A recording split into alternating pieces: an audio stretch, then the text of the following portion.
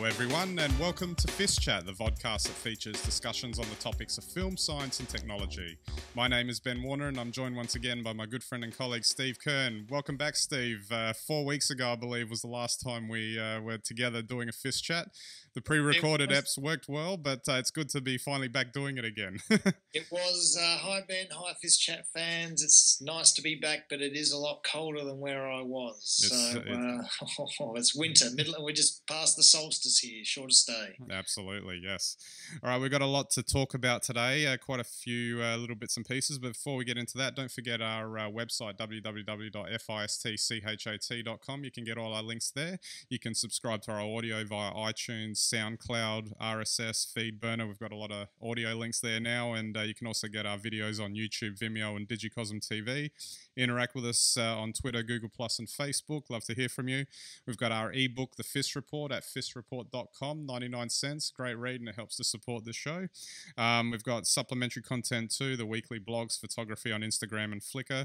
And don't forget to recommend us to anyone who you think might be interested in our weekly discussions on film, science, and technology.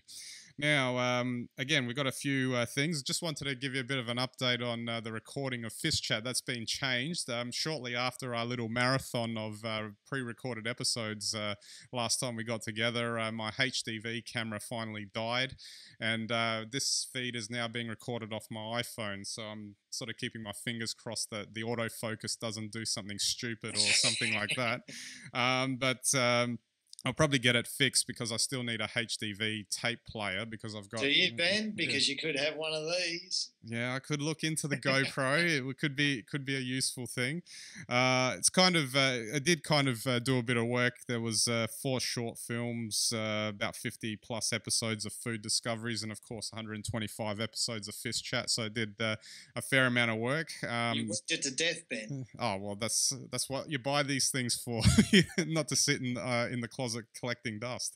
But it's interesting now that I had been looking around for a flash-based 1080p camera, and then the thought occurred to me, just buy one of those cheap Gorilla tripods, and you don't have to go to the expense of getting a whole new camera when I can use the one that's in my phone. But like I said, I may look at getting another one in the future, the GoPro maybe, or maybe something else, because you're the expert on the GoPro now. The manual controls are not really as extensive though, are they? No. There's not. The best way to control your GoPro 3 is actually through a phone app.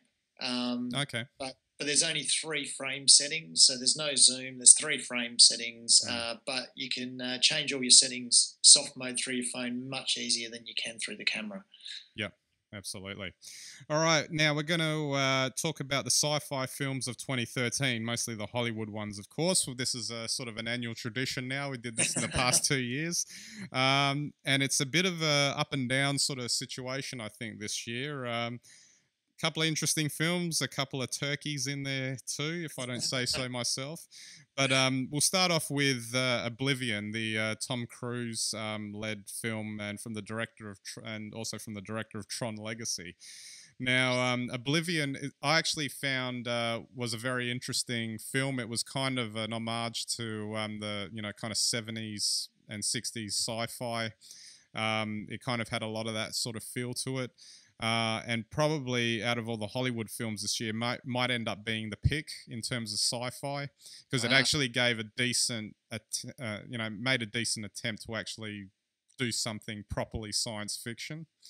Okay, well, on that recommendation alone, I'll go and see it, Ben. The only thing that's wrong with it is literally the last 60 seconds. They managed to completely screw it up. And that's so Hollywood. And since you haven't seen it, I'll let you go out and see it, and then you'll know exactly what I'm talking about.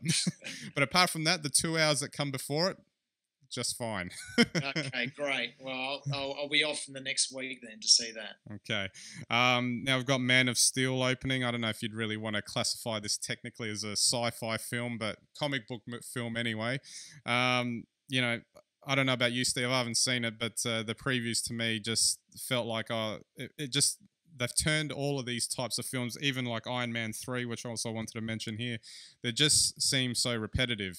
It's just the same sort of thing over and over again. There doesn't seem to be anything distinctive in it. Well, it's just trying to rebake the same old story, isn't it? I don't know if it's, I had a similar feeling. I mean, obviously this isn't sci-fi, but Les Miserables, when I saw Russell Crowe show up in the trailer, I had a similar feeling when I saw him in the trailer for Man of Steel. I don't know if he quite fits. Yes, well, enough said there. Yeah, absolutely. All right, another film that's opened just recently was After Earth, and it's turned out to be a bit of a financial bomb from the director of The Sixth Sense, M. Night Shyamalan, who obviously hasn't had a good run for for his films. Interesting, though, there was some rumors that the plot is sort of maybe have some influence, like from the Scientology aspect of it, which I thought it was going to be a bomb just from the fact that this guy directed it. But if this is another Battlefield Earth, then obviously that's a bit of a problem as well. Yeah, I think the obsession, from what I know of the plot, Scientology aside, but it's the same old plot defending Earth from I guess the apocalypse effectively, and it's been done, and it's been done a lot better.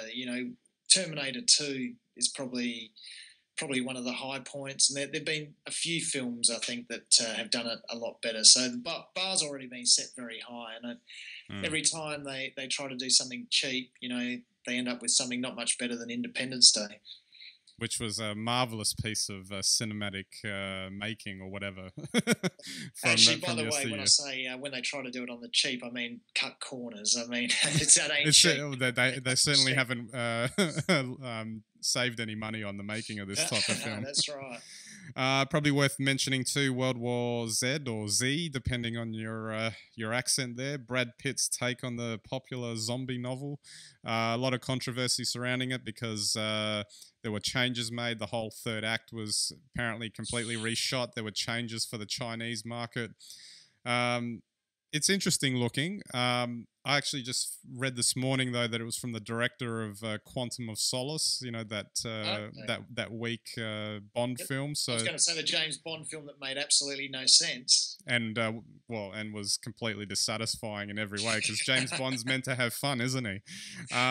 Exactly. But it is getting some decent reviews. So who knows? Maybe this one might turn out okay. This is an interesting one because at least it's it's sort of an intervention style where we've got exactly the same thing as we had for what we're talking the Will Smith film. After Earth. Yep. After Earth, but you've got zombies, and I think that while that certainly isn't a film for me, there are plenty of people into the zombie craze at the moment. So good on them. I hope they enjoy the film, especially if it's not bad. Yeah, exactly. Another film that's upcoming that could be interesting, Elysium from Neill Blomkamp. He gave us District 9 a few years back. I'd like to see that. I think this could be quite a good film. It could be. It's a rare example of something distinctive coming out of the sci-fi arena, and I guess Blomkamp's in a fortunate position to have some people behind him that let him do his thing. Well, like Peter Jackson. Yeah, that always helps, doesn't it? I don't know if Peter Jackson was involved in this one, but it was a good job on District 9. Yeah, exactly. Another one, Pacific Rim from Guillermo del Toro. Basically, just nasty alien Godzillas come out from the bottom of the Pacific and attack humans, and we just make these huge robots to go and beat them. I like the sound of this one, Ben. This could either be really good or it could be really crappy, but I've got faith in del Toro to come up with something a bit more distinctive and unique, perhaps. Yeah, let's hope so. And although there's probably plenty of other films that we could cover, but we don't have all the time, the last one I had to finish on was the new Star Trek movie, Star Trek Into Darkness. Now, this one's been a bit of a polarizing one. It's gotten probably some of the best reviews of the year. I have absolutely no idea why. I think they're not looking actually at the Star Trek part of it. If you look at this film as just a sci-fi action film, it's actually quite reasonable. It's actually well directed and flashy from that point of view. This film really falls down quite badly in the Star Trek department. Now, considering it's a Star Trek film, that's really the end of it, really. If it doesn't pull that out, and I could go on and on about what's wrong with it. The villain is... the way they handle that was just woeful. There's no sense of Gene Roddenberry being in it, if that makes sense. Yes. Star Trek films are about something usually. There's usually some moral issue. At least the best episodes have done that. This sort of touches a little bit on something, but then it just completely pulls it away from anything even remotely to get the lens flares and the flashy action scenes. So what you're saying in short, Ben, is that this film wins the Stephen King Lawnmower Man award for having the Star Trek in the title and having nothing to do with Star Trek at all. Yeah, I mean, the characters are in there and, you see the ship's the same shape and all of that, but you just sit there and you go, what were they thinking? And and the funny thing is, the reviewers that have given it bad reviews have actually all been quite scathing, really scathing, and deservedly so. Because when you've got, as an example, Leonard Nimoy showing up in the middle of the film, and his only reason for being there is to give advice to the new crew as to how to handle a situation that the original guys handled. That just completely screws it all up for me, especially when in the first film, which I actually really liked what they did with it, they wanted to divorce themselves from the original Star Trek enough so that they could have a whole clean slate. Yeah. And they did the absolute worst thing that they could do with the second film, which was to basically screw up all the goodwill that they generated from doing that. By contriving a Star Trek appearance in the middle of a Star Wars film. Yeah, it's shocking. Yeah, exactly. But that's enough of my rant. Just go out and see it and be disappointed. All right. There you go. Now, just a couple of other film things. There's James Gandolfini, who tragically died this week, which is sad. Obviously, he's from probably the best known role he was in was from The Sopranos, and that was kind of a shock, really. It just sort of came out of nowhere.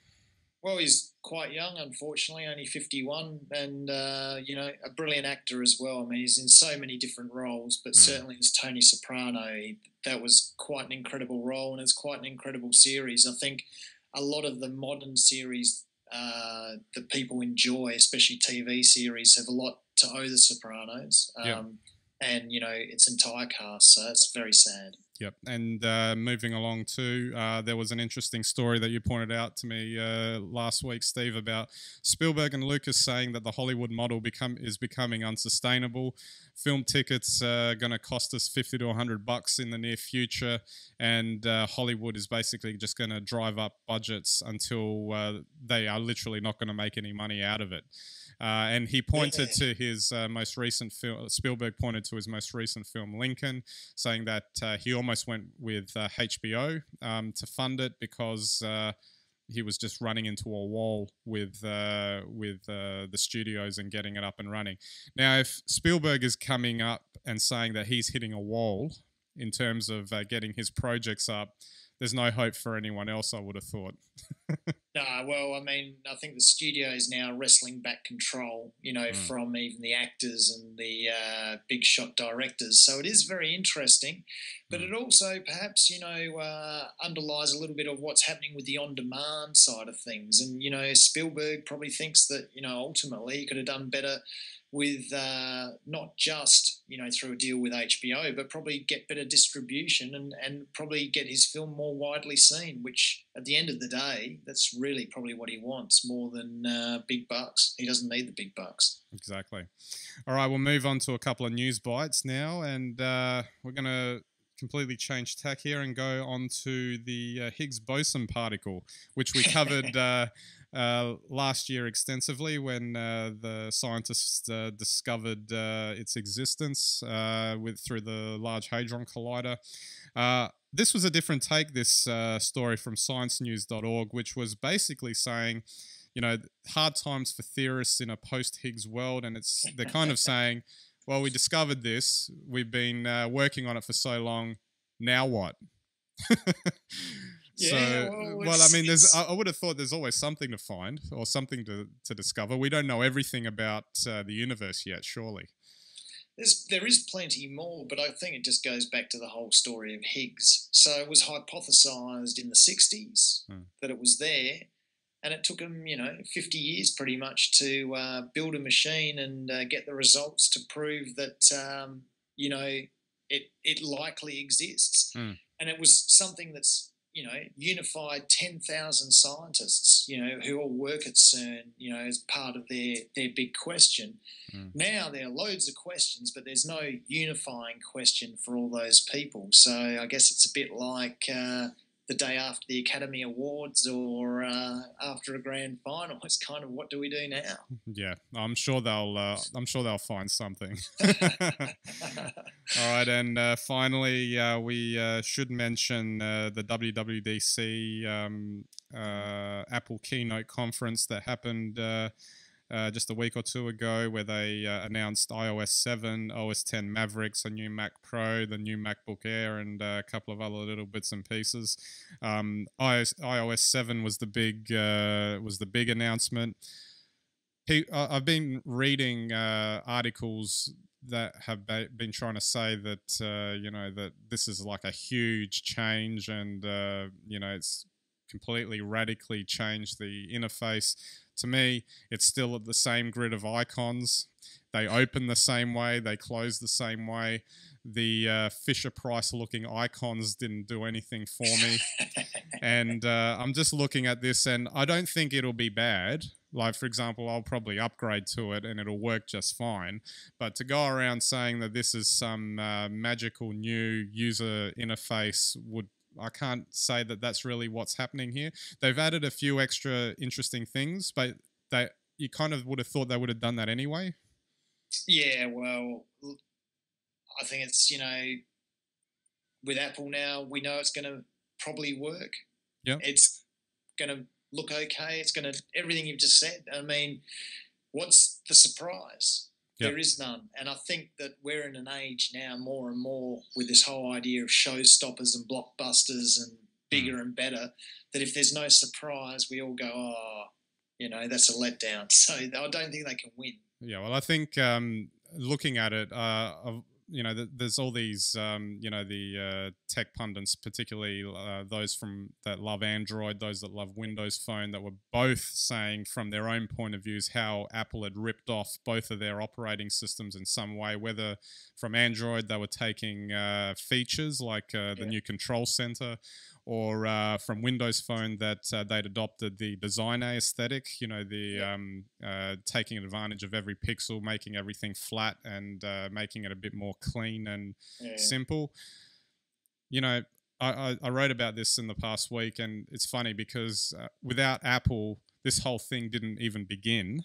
And and Android and Microsoft, Google and Microsoft took from Apple's beginning, and now Apple's taking back from them, and they're all stealing from each other. So get over it. That's just part of how it works. It's been happening for 30 years in the PC industry.